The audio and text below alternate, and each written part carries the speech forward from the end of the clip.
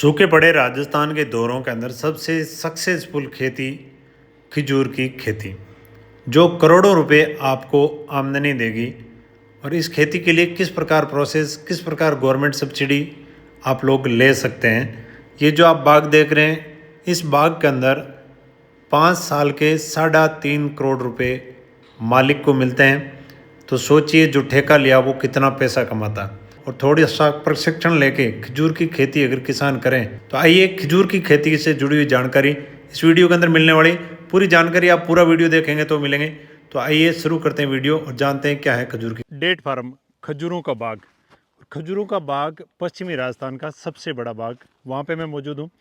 किस प्रकार इसकी खेती होती है, इसकी खेती से कितना किसान अर्निंग कर सकता है, किस प्रकार का पानी चाहिए, अगर हम खेती करते हैं तो हमें कितनी जो है मेहनत के बाद में अर्निंग आना शुरू होगी।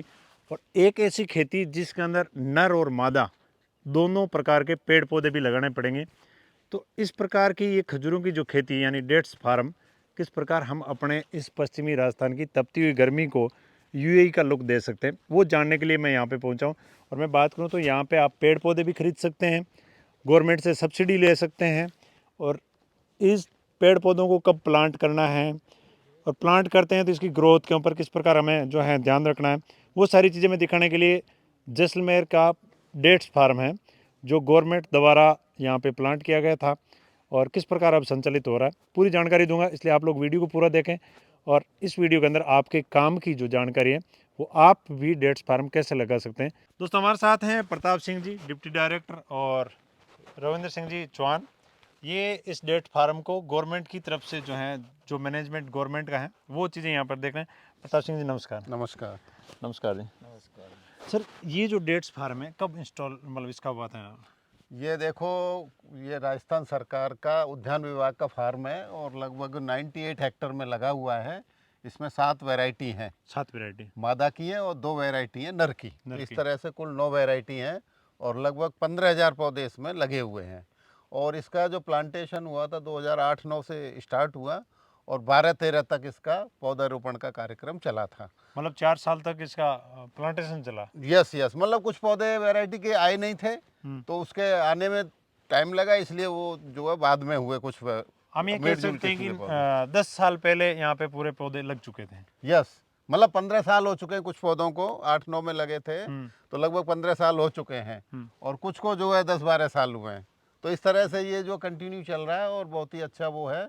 और यहाँ के किसान इससे यहाँ पर ट्रेनिंग लेके और यहाँ से प्रोत्साहित होकर जो अपने खेतों पे भी लगा रहे हैं और उससे जो है अच्छी इनकम ले रहे हैं। जो पहले जो ट्रेडिशनल जो खेती करते थे उसकी अपेक्षा जो है खजूर से ज़्यादा इनकम ले रहे हैं। तो किसानों का रुझान बहुत ज़्यादा बढ़ता हुआ जा रहा है इस खेती की तरफ। क्या बोल, जिस हिसाब से आपने बोला कि इसका पौधे की जो है इतनी वैरायटी यहाँ पर है, तो ये मेल फीमेल वाला क्या सिस्टम है इसमें? देखो इसमें क्या है, जो फूल आते हैं तो उसमें मेल में मेल पौधे के फूल आएंगे और फीमेल में फीमेल।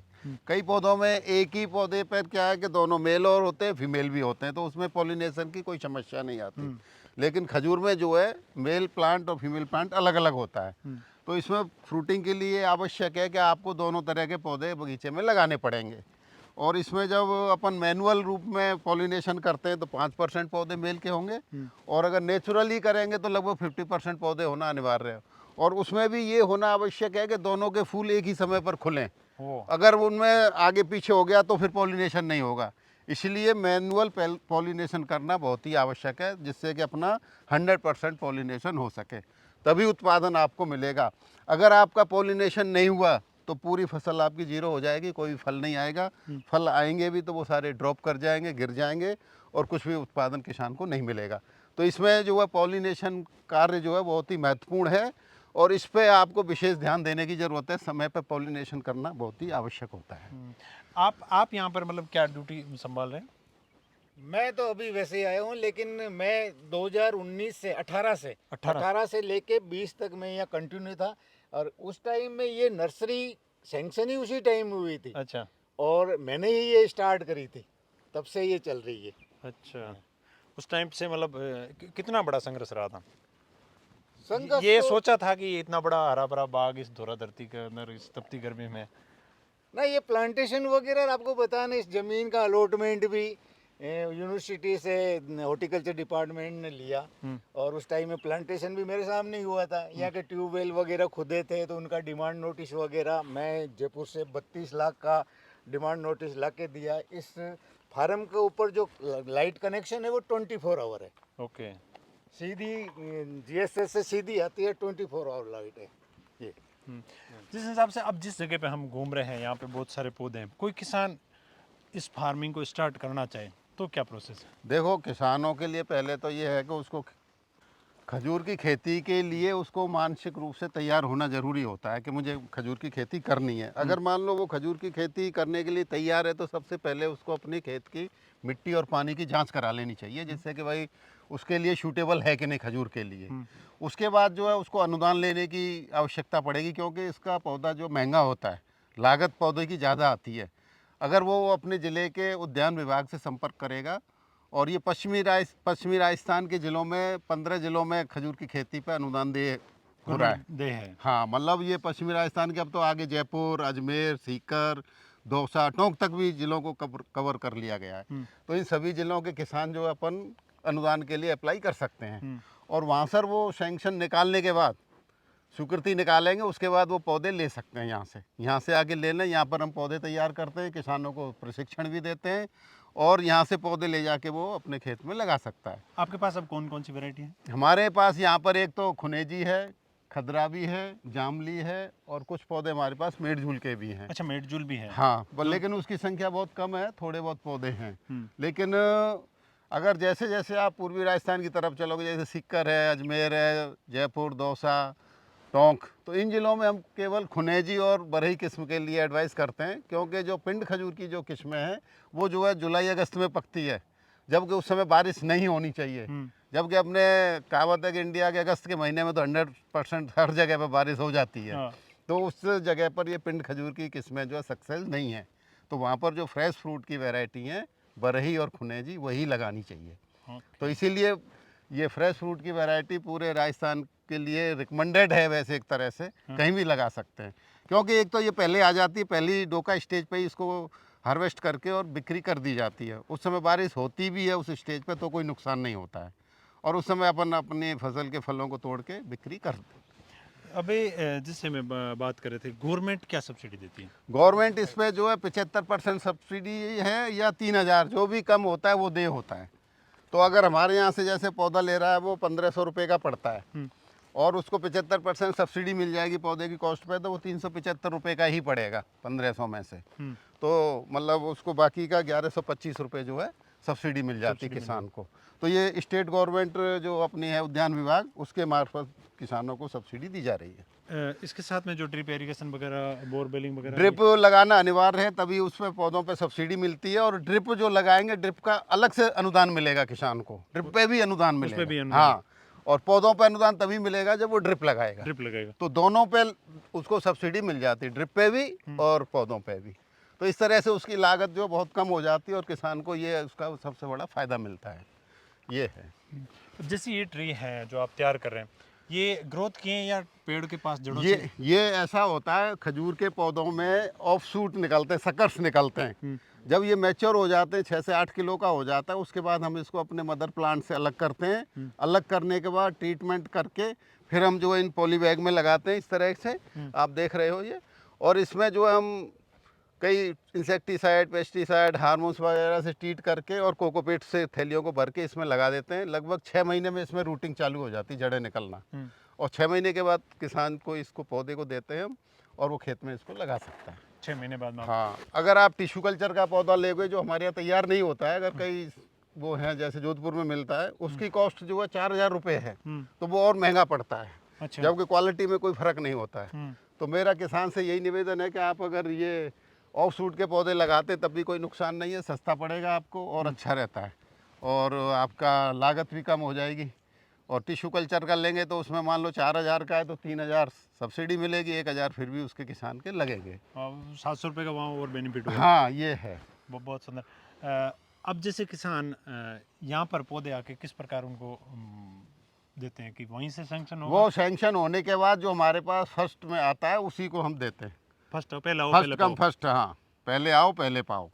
तो इसलिए किसानों से हम यही कहते हैं कि भाई जिसको भी बगीचा लगाना है वो पहले से आके हमारे से पौधे ले जाए, तो उसको जो है कन्फर्म रूप से मिल जाएंगे। अदरवाइज़ फिर वो हो सकता है कि उनको टिश्यू कल्चर के भी लेने पड़े, या कई बार उपलब्ध नहीं होते हैं तो वेट और भी उनके करना हाँ वेट भी करना पड़ता है, नेक्स्ट ईयर भी जाना पड़ सकता है।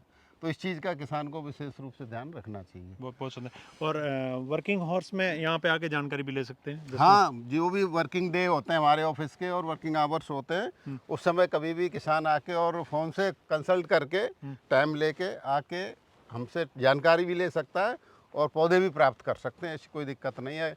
इवन कई बार हम यहाँ पर जो है सैटरडे संडे को भी अवेलेबल रहते हैं, लेकिन उसके लिए आपको पूछ के आना पड़ेगा कि भाई हाँ आप। जिस हिसाब से मैं देख रहा हूँ, ये क्या चीज़ है जो आप देखो ऐसा है, अभी मैंने बताया था जैसे कि अपन पौधा जो तैयार करते हैं ऑफशूट से, उसके लिए हम सॉइललेस मीडिया यूज करते हैं, मतलब मिट्टी रहित। इसमें कोई मिट्टी नहीं है, ये कोकोपीट नारियल का बुरादा है, इसको हम खरीदते हैं और इसको मिट्टी की जगह यूज करते हैं। तो इसमें कोई बीमारी नहीं होती, कोई कीट का प्रकोप नहीं होता और पौधे को मॉइस्चर भी मेंटेन करके रखता है और इसमें जो है पौधा अच्छी तरह से सर्वाइव करता है। क्या ये कोकोपीट लगातार यूज करना पड़ेगा? नहीं नहीं, ये केवल हम जब पौधा तैयार करते हैं थैली में भरते हैं वहीं यूज करना है, खेत में इसको लगाने की ज़रूरत नहीं है। ये को महंगा होता है, खेत में तो अपन को वर्मी कंपोस्ट है, गोबर की खाद है, वो डाल के और DAP वगैरह डाल के उपयोग में ले सकते हैं। इसके लिए पौधे जो आप खेत में कभी भी लगा सकते हो, पूरे साल, एक गर्मी के दिनों को छोड़ दो तो कभी भी खेत में लगा सकते हैं। और पौधे से पौधे की जो दूरी है वो कम से कम 8 मीटर आपको रखनी पड़ेगी अनुदान लेने के लिए। और जब पौधा लगाते हैं तो 1 मीटर गहरा, 1 मीटर चौड़ा और 1 मीटर लंबा इस तरह से गड्ढा खोदेंगे और उसमें जो है पहले आधा गड्ढा जो है मिट्टी और 1 किलो सुपर फास्फेट और 25-30 किलोग्राम गोबर की खाद को मिक्स करके भर देंगे। बाकी के ऊपर जो आधा खाली रहेगा उसमें पौधा लगा के फिर बाकी की मिट्टी से उसको भर देते हैं और उसमें पूरी तरह से एक बार पानी दे देते हैं, भर देते हैं थामले को, गड्ढे को।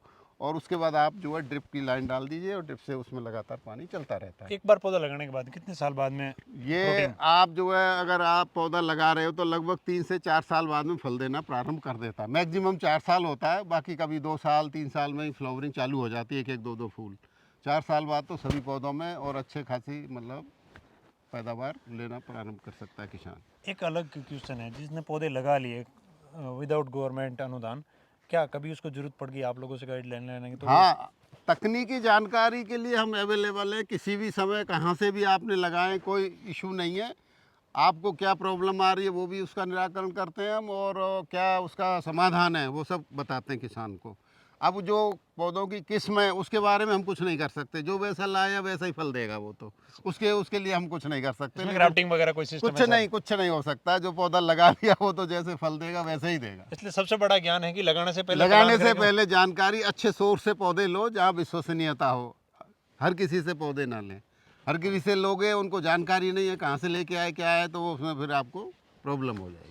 आप लोगों में क्या कॉल सेंटर है या फिजिकल आना पड़ेगा? नहीं, हमारे यहाँ पर हमारा फ़ोन नंबर है, उससे भी बात कर सकते हो, फिजिकली भी आ सकते हो, सब तरह से है, हम सारी सुविधाएं देते हैं आपको। और हमारा भी आप जैसे कई चैनलों पर मेरा नंबर भी है, तो उससे भी कांटेक्ट करके, गवर्नमेंट की भी उस पर पड़ा हुआ है ये वेबसाइट पर, वहाँ से भी आप नंबर निकाल के देख सकते हैं, बात कर सकते हैं, कोई दिक्कत नहीं है। हमारे हॉर्टिकल्चर उद्यान विभाग की वेबसाइट है, इंटरनेट से निकालोगे मिल जाएगा आपको नंबर, इस फार्म का भी मेरा भी, और उससे आप कनेक्ट कर सकते हैं, मेरे से कांटेक्ट कर सकते हैं। बहुत सुंदर, बहुत अच्छा कीमती टाइम दिया, बहुत बहुत धन्यवाद। तो दोस्तों, ये किस प्रकार खजूर की खेती करें, यानी कि डेट्स फार्म जो है हम किस प्रकार अपने यहाँ पे लगाएं और कितनी मशक्क़त के बाद में आप अच्छी अर्निंग ले सकते हैं। अगर मैं बात करूँ तो आप अगर यहाँ खजूर पश्चिमी राजस्थान में लगाते हो तो आप भी UAE की जो हम बातें सुन रहे हैं वो सेम बेनिफिट यहाँ पर लोग ले रहे हैं। और ये गवर्नमेंट फार्म है जिसके अंदर दूसरी बार ये मेरा विजिट है और इस बार हमने पूरा डिटेल वीडियो जो लोगों ने बताया था कि हमें ये चीज़ें बताओ, तो वो सारी बताने का प्रयास किया। आप लोगों को वीडियो कैसा लगा ज़रूर कमेंट करें, मैं फिर आ जाऊँगा। तब तक के लिए जय हिंद। वीडियो को शेयर ज़रूर करें, लाइक ज़रूर करें। जय हिंद, राम राम, नमस्कार।